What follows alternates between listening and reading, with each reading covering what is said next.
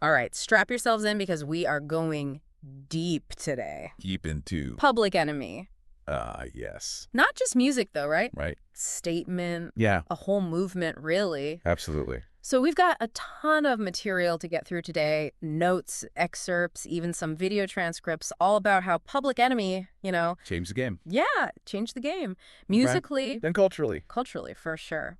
So let's drop the needle on this deep dive, shall we? It's fascinating, isn't it? When you think about, like, the most influential bands, you think of their impact on music. Yeah. But with Public Enemy, it goes way beyond that, Yeah.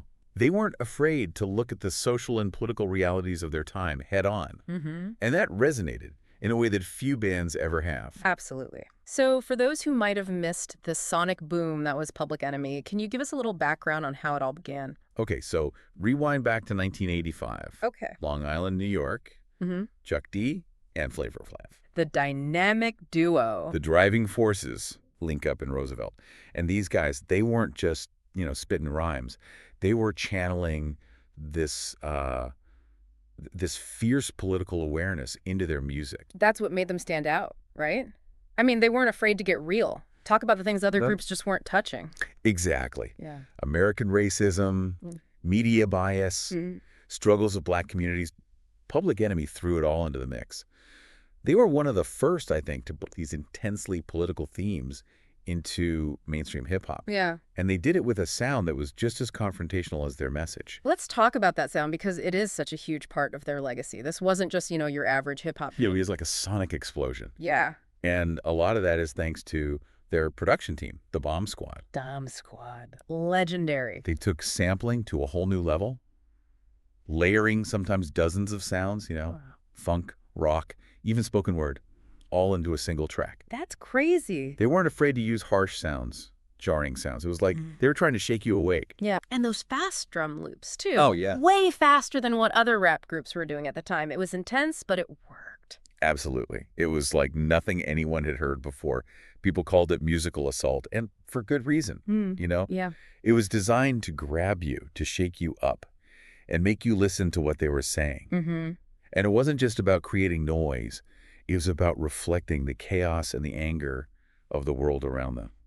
The first time I heard It Takes a Nation of Millions to Hold Us Back, it was like, whoa, what is this? Right. So different. That album, along with Fear of a Black Planet and Apocalypse 91, Classics. cornerstones of hip-hop. Yeah. Critics raved, fans went wild. It Takes a Nation was actually the first hip-hop album to win Album of the Year in the Village Voices Critics Poll. Wow, that's huge. That's massive. Yeah. So their sound was game-changing. But their influence didn't stop there, right? No, not even close. The Bomb Squad's fingerprints are all over music today. I can imagine. They influenced everyone from, alternative rock bands to R&B singers. Even today, you can hear their echo in the work of artists like, Kendrick Lamar, Tyler, the Creator. Yeah. It's amazing to think how this group from Long Island went on to have such a massive genre-bending impact. It is. But of course, it wasn't just about the beats. It was the rhymes that really hit home. The lyrics. Chuck D, the main wordsmith. Yeah. He had this style that was so sharp, so insightful. Mm. He wove together poetry, wordplay, and these thought-provoking messages that just, stuck with you. He was a true storyteller. What I always loved about Public Enemy was they never shied away from the tough topics. They didn't just want to entertain. They wanted to educate, Right. agitate. Make you censor. think. Yay. They tackled it all, from the evils of racism and white supremacy to the dangers of media manipulation. Don't believe the hype. Classic. Oh, yeah. That song was a call to question everything you see and hear. Mm-hmm. And then they had songs like Black Steel in the Hour of Chaos, a gripping story about escaping prison, Right. but also this profound critique of the system. Their lyrics were like mini lectures, Yeah. packed with social and political commentary. But it wasn't all doom and gloom, right? Absolutely not. Yeah. They were fierce advocates for Black empowerment, Mm-hmm. community love. They celebrated Black history and heroes like Malcolm X. Remember those flyers they used to put up featuring Malcolm X's image? It was a powerful way to connect their music to this larger movement. Powerful stuff. It's fascinating to me how they could be so, angry and defiant, Mm-hmm. but also hopeful uplifting at the same time. It's that magic of Public Enemy, I think. They weren't just pointing out problems, they were offering solutions, Yeah. urging people to, think critically and take action. And they did it all with this incredible blend of music and message. They were pioneers in using hip-hop as a tool for social change and their influence. Still felt today. It is. So I think it's time to dive a little deeper into some of those iconic albums, the ones that really cemented their legacy. What better place to start than with "It Takes a Nation of Millions to Hold Us Back." It's considered, by many, to be one of the greatest hip-hop albums of all time, and for good reason. It didn't just push boundaries, it shattered them.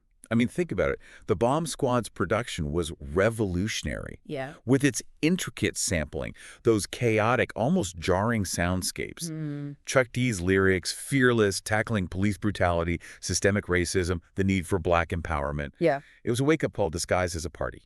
It's funny because some people called it a sonic assault because of its intensity. Right. But it had a profound impact on music beyond hip-hop. Oh, absolutely.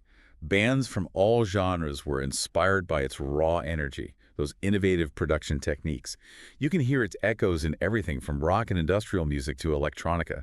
It was a game changer, and it helped solidify Public Enemy's position as musical revolutionaries. And then there's Fear of a Black Planet, which came out a couple of years later in 1990. What's fascinating about this album is it tackles even more complex themes, like, internalized racism, the intricacies of black identity. It's like the Daisy Peppers of hip-hop. I mean, both albums are considered groundbreaking for their ambition, their willingness to really push the boundaries of their respective genres. Yeah. Fear of a Black Planet was bold, dense, musically complex, with themes that resonated far beyond the world of hip-hop. It got people talking about race and identity in a way that, few albums had before. And they didn't let up. A year later, in 1991, they released Apocalypse 91, The Enemy Strikes Black. This one felt even more direct in its criticisms of, societal ills. You could feel the urgency in this album. Tracks like Can't Trust It, which delves into, the horrors of slavery. Right. By the time I get to Arizona, which addressed the controversy over Martin Luther King Jr.'s birthday not being recognized as a national holiday in every state at the time, they were sending a clear message that the struggle was far from over. It's amazing to think how much they achieved in such a short period. They weren't just making music, they were making history. Their impact was undeniable. They inspired countless artists to address social issues in their music. And they helped to pave the way for the conscious hip-hop movement that emerged in the years that followed. They were inducted into the Rock and Roll Hall of Fame in 2013, which is a testament to their enduring influence. And it all started with that powerful track, Black Steel and the Hour of Chaos. That song really grabbed me the first time I heard it. It's a masterpiece of storytelling. You have this incredibly gripping narrative about a prisoner who chooses to escape rather than be used as a tool for a war he doesn't believe in. Right. It's a powerful metaphor for resistance against oppression. Yeah. And it speaks volumes about the choices we make when we're faced with injustice. The lyrics are so raw and emotional. And that slow melodic beat just creates this atmosphere of tension, defiance. It's almost like you're right there in the cell with the protagonist. That's what makes it so effective. You're not just listening to a song. You're experiencing a story. You're feeling the weight of history, the struggle against oppression, the courage it takes to resist. It's a call to action disguised as a hip-hop track. It's a perfect example of how Public Enemy combined musical innovation with powerful storytelling to deliver their message in a way that was both captivating and thought-provoking. But they didn't just start with this fully formed sound. Their music evolved over time, reflecting the changing landscape of hip-hop and their own, artistic growth. Their musical journey is fascinating to trace. Their debut album, Yo, Bum Rush the Show, which came out in 1987, established their raw, politically charged style. It was a statement of intent, showing they weren't afraid to challenge norms. Then, It Takes a Nation exploded onto the scene in 1988, and that's when things really shifted. That dense, sample-heavy sound, those faster tempos. It was a sonic revolution that redefined hip-hop. Yeah, and it's interesting how they continued to experiment even as they reached the peak of their influence with Fear of a Black Planet and Apocalypse 91. They were never content to just rest on their laurels. They were always pushing boundaries, exploring new sounds, incorporating different influences. I mean, think about their collaboration with the thrash metal band Anthrax on Bring the Noise. Yeah, yeah. Who would have thought a politically charged rap group would team up with, a headbanging metal band? It just shows how open they were to pushing the boundaries, reaching new audiences, and even in their later years when they went independent, they kept experimenting, evolving, adapting to new generations while staying true to their, core message. They were never afraid to take risks, Yeah. and challenge conventions, both musically and politically. And that's a big part of what makes their legacy so enduring. So Public Enemy had this amazing run, but it wasn't all smooth sailing. They also faced their fair share of controversy and, internal conflicts. That's true. And I'm thinking, of course, about the Professor Griff incident. It was a turning point for the group and sparked a lot of debate about, free speech, responsibility, Mm-hmm. and the role of artists in addressing sensitive social issues. Ooh, I'm dying to hear more about this incident. And what about the complex dynamic between Chuck D and Flavor Flav? We'll unpack all that and more when we come back for part 2 of our Public Enemy deep dive. All right, so before the break, we were just starting to get into some of the more, turbulent chapters in Public Enemy's story. Oh, yeah, for sure. Specifically, this Professor Griff situation. Right. Can you give us a little context on what exactly went down? Yeah, so this was 1989, and Professor Griff, who was at the time, their Minister of Information, Mm-hmm. gave this interview where he made some really deeply offensive and anti-Semitic remarks. Wow. And obviously, coming from a group that was known for, promoting equality and fighting against oppression, this sparked a massive backlash. Huge controversy. Yeah. A lot of people felt betrayed by Public Enemy, especially given, their message of social justice and unity. Yeah. The media was all over it. Can imagine. And it really put the group under intense scrutiny. So how did Public Enemy respond to this whole firestorm? Well, initially, Chuck D defended Griff, saying that his words were taken out of context. Mm-hmm. But the pressure just kept mounting. Yeah. And eventually, Chuck made the decision to fire Griff from the group. It was a pretty bold move, wasn't it? It was controversial, for sure. I mean, some people applauded Chuck for, taking a stand against hate speech, Right. while others criticized him for, silencing a dissenting voice. It sounds like a really lose-lose situation. Yeah, tough spot. Did this controversy have any lasting impact on Public Enemy's career, do you think? Definitely, it damaged their reputation. Mm-hmm. And some would argue that it marked a turning point in their career. Yeah. The incident forced them to confront some tough questions about, internal accountability. Right. The responsibility that comes with having such a powerful platform. Yeah. Chuck D actually addressed the controversy directly in the song Welcome to the Terror Dome from their next album, Fear of a Black Planet. Wow, I'd love to hear more about that. But first, I think it's important to acknowledge the political and social climate that Public Enemy kind of emerged from. You know what I mean? Right. Their music wasn't created in a vacuum. Absolutely not. This is the late 80s, early 90s. Yeah. We're talking about the era of Reaganomics. The crack epidemic was ravaging inner cities. Yeah. There was this growing sense of disillusionment among, many African Americans. Yeah. It was a time when a lot of people felt like, the promises of the civil rights movement were being broken.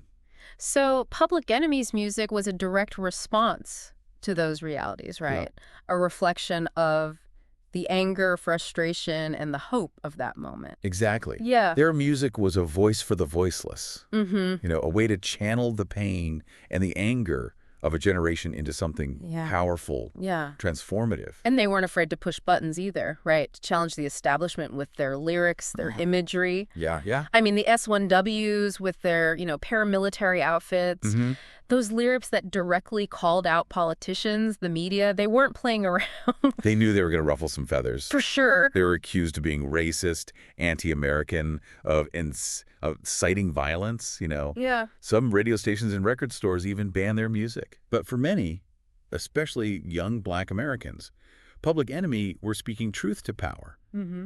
They were giving a voice to, that frustration and the anger that many felt but couldn't express. It's interesting, though, right? Because they were seen as dangerous by some, but they were also hailed as heroes and truth-tellers by others. It's quite a tightrope to walk. That is a tough line. But it speaks to their power, and the complexity of their message. Mm-hmm. They weren't afraid to be confrontational. Yeah. And they knew that real change often comes with, discomfort and disruption. And their influence wasn't limited to music either, right? Their song, Fight the Power, became a true anthem for social justice, Oh, yeah. which they wrote for Spike Lee's film Do the Right Thing. It transcended the film. Yeah. And it became a rallying cry for, those fighting against injustice and inequality everywhere. It was played at protests, rallies, marches. Yeah. Became a powerful symbol of resistance. And it wasn't just Fight the Power, right? I mean, their music appeared in tons of other films, TV shows. Oh, absolutely. Which helped spread their message even further. Yeah. I mean, they were tapping into something that resonated far beyond the world of hip-hop. They were cultural icons, Yeah. thought leaders, revolutionaries. And even today, their legacy continues to inspire, activists and artists to use their platform to fight for a more just and equitable world. It's incredible how their music continues to be relevant even and resonate with younger generations. It's like a blueprint for using art as a tool for social change. Absolutely. Now, before we go too far, I want to circle back to something we touched on earlier. Right. The Bomb Squad's revolutionary use of sampling. Right. Well, this wasn't just about, grabbing random sounds and throwing them together, right? No. It was very intentional. Very meticulous in their approach. Yeah. They were masters of, digging through crates of old records, searching for those perfect little sonic nuggets to weave into their productions. So it was more than just finding a cool drum break. Right. Or a catchy melody. Right. It was about using those samples to create a dialogue between past and present. Yeah. Between different genres and cultures. Absolutely. It was like musical archaeology, unearthing hidden gems and giving them new life. Exactly. They would take these fragments of funk, soul, jazz, rock, you name it. Yeah. And they would repurpose them, creating these dense, multi-layered sonic landscapes that reflected, the chaos and the complexity of the world that they were rapping about. Sampling pioneers. Absolutely. And it wasn't just about the sounds themselves. It was about the meaning, the context behind those samples. Absolutely. Chuck D was deeply involved in the sampling process. I see, yeah. He would guide the Bomb Squad towards, specific samples that connected with the song's lyrical themes and the overall message that they were trying to convey. So it was a true collaboration, a fusion of musical minds coming together to create something truly innovative and groundbreaking. It really was. And it had a massive ripple effect on hip-hop production, right? I mean, it opened up a whole new world of possibilities for producers. Absolutely. And it influenced countless artists to explore the art of sampling. For sure. Okay, I think it's time to talk about the mastermind behind those powerful lyrics, Chuck D. Oh, yeah. He was more than just a rapper. Right. He was a poet, a philosopher, cultural critic, leader. A voice. Of a generation. He had this amazing ability to take, complex ideas and break them down into these hard-hitting, memorable lyrics that resonated with people. He wasn't afraid to get deep, to make you uncomfortable. Yeah, he had this powerful voice, too, right? And that booming baritone. Yeah, that commanded your attention. Yeah. He was a master of wordplay, using puns, metaphors. To create all these layers of meaning. Yeah, a true wordsmith. Yeah. Lyrical genius. Yeah. He was also an educator. Yeah. A provocateur. Yeah. He wanted to make people think. Right. To question their assumptions, to engage with the world around them. Yeah. In a critical and informed way. And his influence stretched way beyond the realm of music, right? Yeah, absolutely. I mean, he was sought after as a speaker, a commentator on social and political issues. He became this voice of conscience for a lot of people. He understood that, music was a powerful tool for communication. Yeah. And he used his platform to amplify the voices of the marginalized and to challenge the status quo. But even though he was the driving force behind Public Enemy, he always recognized the importance of the other members. Right. Especially Flavor Flav. Oh, yeah. They were such a fascinating duo. They were. A study in contrast. And personality style, but they worked so well together. It was key to their success, I think. Chuck provided, the intellectual weight. Yeah. The social and political commentary. Right. Flavor brought the entertainment, the energy, the humor. Yeah. They balanced each other out perfectly. It's like Chuck was the professor and Flavor was the court jester. Yeah. But together, they created this incredibly compelling dynamic that drew people in. Chuck was the head and Flavor was the heart.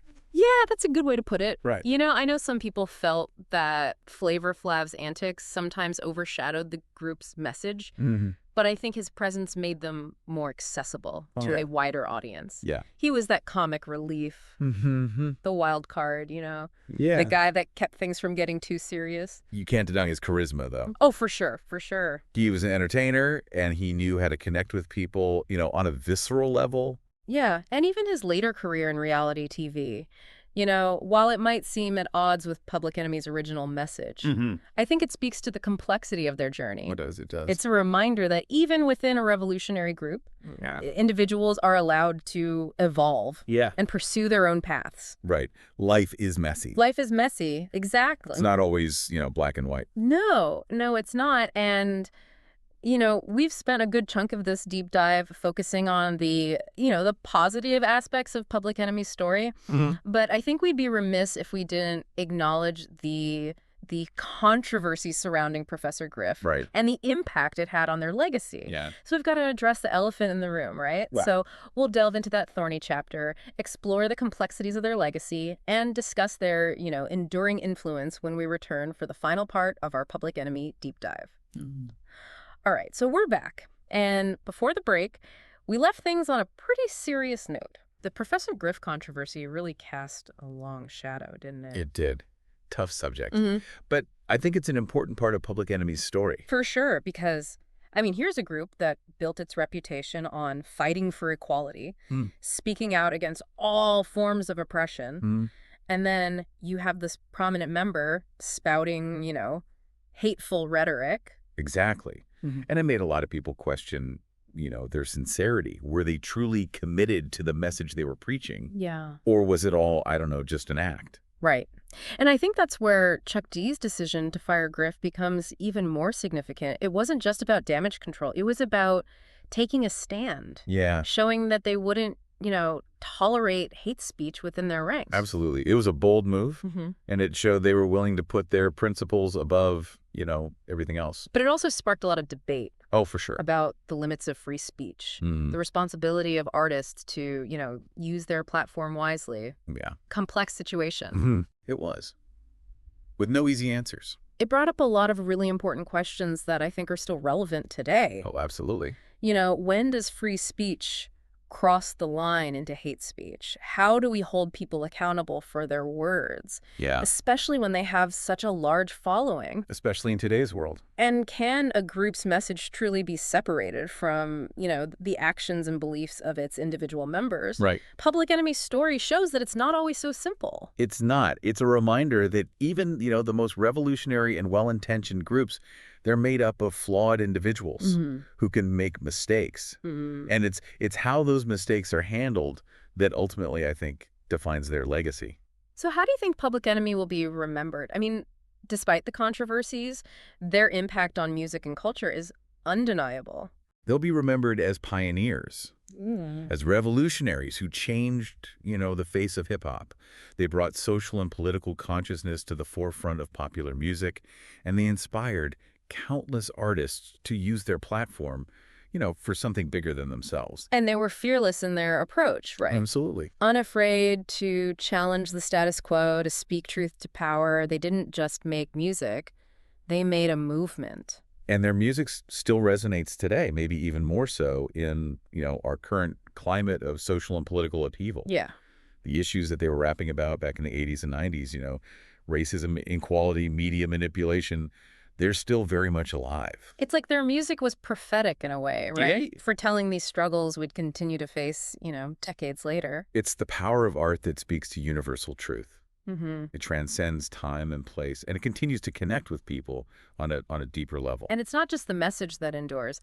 The Bomb Squad's innovative production techniques, those dense layers of samples, those hard-hitting beats, they've influenced countless artists across all genres. Mm-hmm. You hear their echoes and everything from, contemporary hip-hop to, electronic music. They expanded the sonic palette, really, of popular music. They showed that, anything was possible. Yeah. They were innovators. Yeah. Pushing boundaries. Yeah. Pushing the boundaries of what could be done in a studio. And they did it all without compromising their artistic integrity. They never, sold out. They never softened their message to appease the masses. They stayed true to their roots even as they evolved, experimented with their sound. Mm-hmm. And that's why I think their legacy remains so strong. So what can we learn from Public Enemy's story? What's the lasting impact of their music, their message? I think they showed us that music can be a powerful force for change, Yeah. that it can challenge norms, spark conversations, inspire action. They taught us that it's okay to be angry, to be confrontational, to speak truth to power, even when it's uncomfortable. And that the fight for equality and justice, it's a marathon, not a sprint. Right. It takes constant vigilance, unwavering commitment, and a willingness to challenge those in power. Public Enemy's story is a reminder that music is more than just entertainment. It can be a weapon, a shield, a catalyst for social change. Their legacy is a challenge to us all to use, our voices, Yeah. our creativity, our platforms to make the world a more just and equitable place. Well said. And I think that's a perfect note to end on. Public Enemy's story is complex, inspiring, and, at times controversial. But one thing is for sure, their impact on music, culture, and the fight for social justice is undeniable. And I think their music will continue to inspire and provoke us for generations to come. Absolutely. Well, that wraps up our deep dive into the world of Public Enemy. We hope you enjoyed this sonic journey and maybe learned a thing or two along the way. Keep exploring, keep questioning, and keep the music playing.